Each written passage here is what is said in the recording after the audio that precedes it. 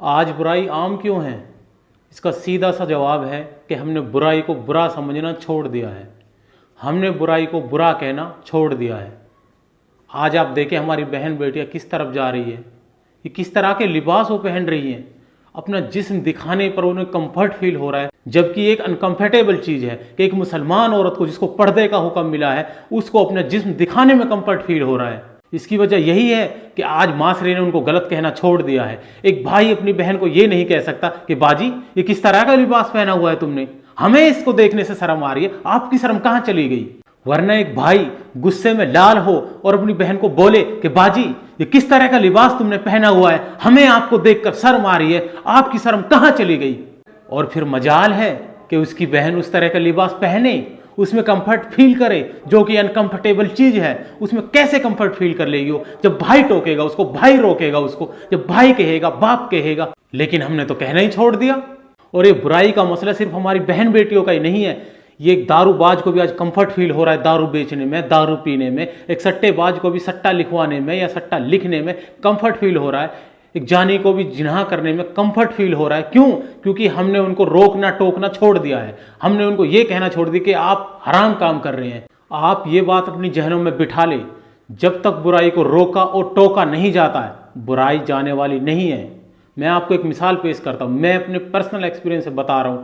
मैं भी बुराई में रहकर कंफर्ट फील करता था, मुझे कोई एहसास ही नहीं दिलाता था कि मैं बुरा कर रहा हूं, मैं गलत कर रहा हूं। मैं आपको अपना वाक्य सुनाता हूं, इंशाल्लाह आपको इससे सबक मिलेगा। मैं लोगों को मूवीज दिया करता था, उसके बदले मुझे पैसे मिला करते थे, जो कि हराम काम था, लेकिन मैं उसमें भी कंफर्ट फील करता था। एक बार ऐसा हुआ, एक शख्स मेरी दुकान पे आया और मैंने उसको कुछ खाने को पूछा, तो उसने फौरन ये जवाब दिया कि मैं आपकी चीज़ नहीं खा सकता। तो जाहिर है जब उसने मेरी वो चीज़ खाने से मना कर दिया तो मेरे अंदर सवाल आएगा ही आएगा कि भाई आप मेरी ये चीज़ क्यों नहीं खाना चाहते। तो उसने कहा कि आपकी कमाई सही नहीं है। उसने फिर इशारतन मेरे कंप्यूटर के कीबोर्ड पर अपना हाथ रखा और कहा कि ये आपकी कमाई ठीक नहीं है, मैं इसलिए आपकी ये चीज़ नहीं खा सकता। मतलब उसने ये कहा कि जो आप मूवीज़ डालते हैं लोगों को और उससे पैसे लेते हैं, ये आपकी कमाई सही नहीं है, इस वजह से मैं आपकी ये चीज़ नहीं खा सकता। तो फौरी तौर पे मुझे बहुत गुस्सा आया, मैं गुस्से से लाल हो गया और मैंने उसको गुस्से में कुछ कहा भी था। और फिर कुछ ही मिनटों के अंदर अंदर मेरे अंदर से एक आवाज़ आई, he is right and you are wrong mister Sabir, कि वो अपनी जगह बिल्कुल ठीक है, कमी तुझ में है, तुझ में।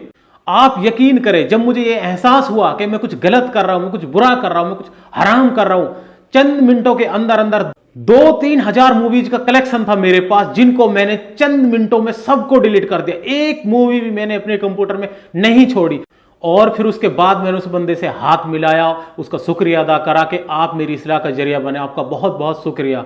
तो मेरे भाइयों ये पॉइंट नोट करने वाला है, जब तक मुझे बुराई का एहसास किसी ने नहीं दिलाया, मैंने बुराई नहीं छोड़ी थी। उससे पहले भी उससे ज़्यादा तकवे वाले, उससे ज़्यादा दीनदार लोग मेरे यार दोस्त थे, कभी मुझे किसी ने इस तरह एहसास नहीं दिलाया, कभी मुझे किसी ने नहीं बताया कि मैं कुछ गलत कर रहा हूँ, मैं कुछ हराम कर रहा हूँ। यही वजह है कि आज माशरे में इतनी सारी बुराइयाँ फैल रही है। हमने बुराई को बुरा कहना छोड़ दिया है, हम बुरे को बुरा कहना छोड़ दिया है।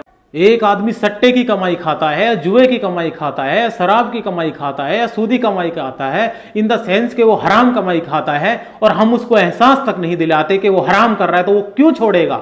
एक आदमी हराम कमाई खाता है और आपसे मिलता है, आप उससे हंस हंस के बात करते हैं, वो आपको ठंडा पिलाता है तो आप उसकी वाह वाह करने लग जाते हैं, तो उसको कैसे महसूस होगा कि वो हराम कर रहा है। आपको तो बल्कि ये करना चाहिए, जब आपको पता है सामने वाला हराम कमाता है, अगर वो आपको किसी चीज खाने पीने की पूछता है, तो आपको उसको कहना चाहिए कि मैं आपकी ये चीज नहीं खा सकता, क्योंकि आप हराम का कमाते हैं, और हराम का खाना मुसलमानों को जेब नहीं देता। अल्लाह की कसम उसको फौरी तौर पर तो गुस्सा भी आ सकता है, वो आपको गाली गलौच भी कर सकता है, लेकिन इंशाअल्लाह उसके अंदर का तार आप छेड़ चुके होंगे। इंशाअल्लाह उसको भी उम्मीद है कि उसको हिदायत मिल जाए।